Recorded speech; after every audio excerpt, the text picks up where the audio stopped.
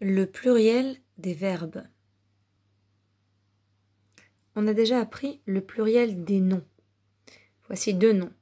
Le garçon, la vache.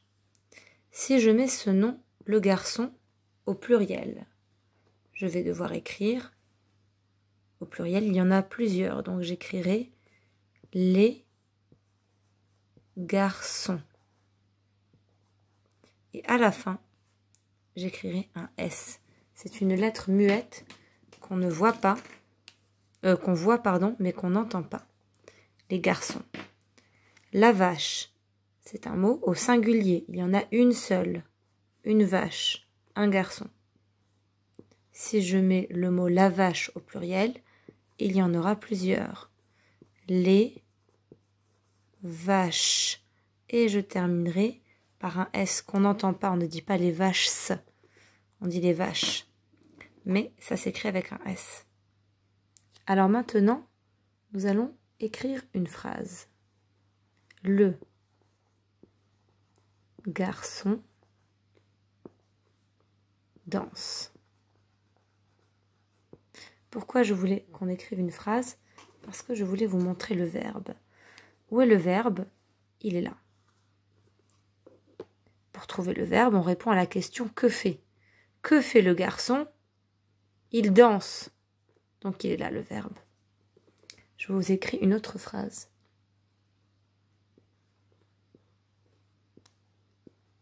La vache regarde le train. Trouvez le verbe de cette phrase. Pour le trouver, on pose la question que fait? Que fait la vache? Elle regarde. Donc voilà, une phrase avec un garçon, une phrase avec une vache. Alors, un garçon. Je sais plus. Une vache.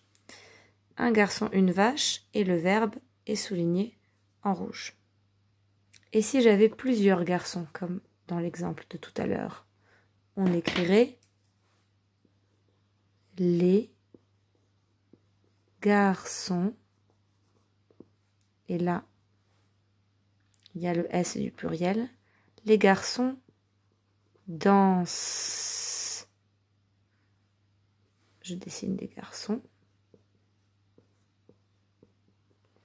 Les garçons dansent. Pour voir que le nom est au pluriel, on remarque qu'il y a un S. Et pour le verbe qui est au pluriel, eh bien, il y aura aussi encore quelques lettres juste après qui sont muettes, qu'on n'entend pas, mais qui sont très importantes pour nous permettre de reconnaître que ce verbe, le verbe danse, est au pluriel. Les garçons dansent, garçon au pluriel, il y a un S, et danse au pluriel, ça s'écrit ENT. Je reprends maintenant l'exemple de la vache. La vache regarde le train. Il y a une seule vache qui regarde le train. Voilà, je dessine les rails du train. Une seule vache, donc c'est au singulier. Mais si on en a plusieurs, si on veut mettre cette phrase au pluriel, on écrira les vaches.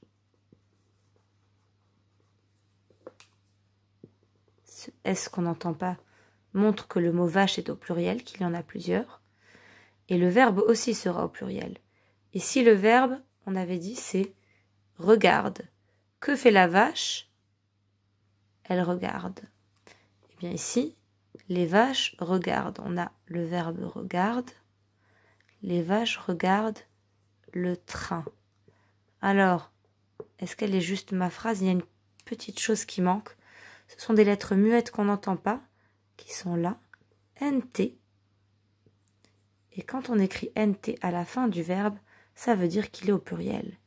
Les vaches regardent le train.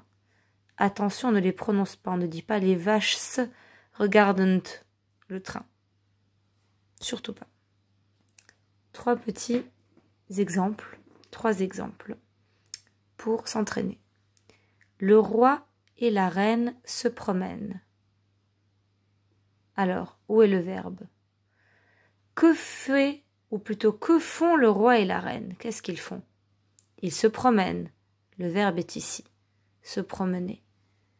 Est-ce que ce verbe est au singulier ou au pluriel? Alors déjà, singulier ou pluriel? Le roi, la reine, mais si on les met ensemble, on peut dire que c'est pluriel. Se promène, je vois que ça termine par ENT. Le verbe est au pluriel, même si on n'entend pas les lettres. Et oui, il y a deux personnes qui se promènent, ils sont deux. Ils ne sont pas seuls, c'est un pluriel. Bon, ça c'est un exercice un exemple un petit peu difficile. Prenons celui-ci.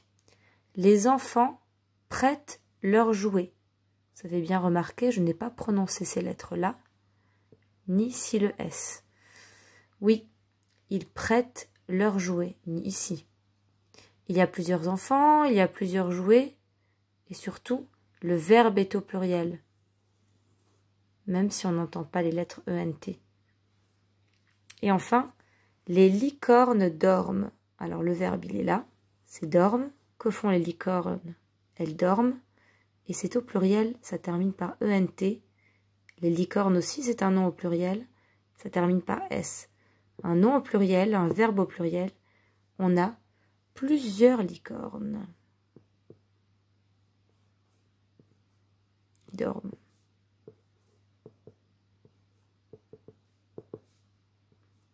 Alors ça ressemble pas vraiment à une licorne, mais voilà.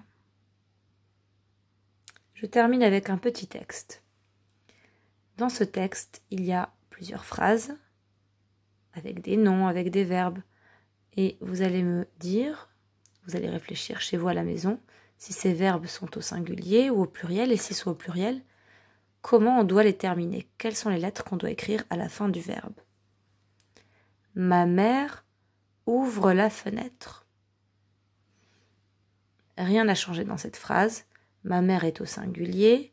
Le verbe, il est là, c'est ouvre. Que fait ma mère? Elle ouvre la fenêtre.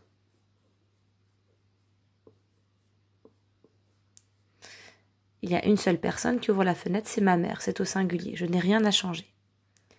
Mes sœurs l'appellent. Il y a plusieurs sœurs. C'est au pluriel. Eh bien, le verbe que font mes sœurs, elles appellent au pluriel. Donc, je vais écrire NT, même si je n'entends pas ces lettres. Mes sœurs l'appellent. Ce verbe est au pluriel. Elles veulent jouer au parc. Le verbe est là. Qu'est-ce qu'elles font? Elles veulent.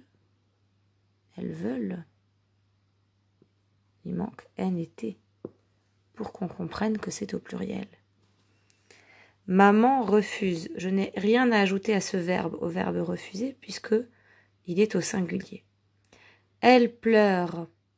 Qui c'est qui pleure? C'est les sœurs. D'ailleurs, on voit qu'il y en a plusieurs, puisque elle, c'est avec un S. C'est pas elle, ma sœur, c'est elle, mes sœurs. Elle pleure, donc c'est au pluriel, on va mettre NT. Le verbe est au pluriel. Toujours, même si on n'entend pas N et T, il y a un pluriel. Maman leur demande de se calmer. Maman, que fait maman? Elle demande. Voilà le verbe. Est-ce qu'il est au pluriel? Non, il est au singulier, je n'ai rien à ajouter. Les deux fillettes se consolent avec une glace. Vous avez bien deviné, il va falloir ajouter quelque chose ici, j'ai laissé de la place exprès. Que font les fillettes? Elles se consolent. Voilà, le verbe est là. Par contre, il manque des petites lettres pour montrer que ce verbe est au pluriel. Voilà, les deux fillettes se consolent avec une glace. Ce verbe est au pluriel.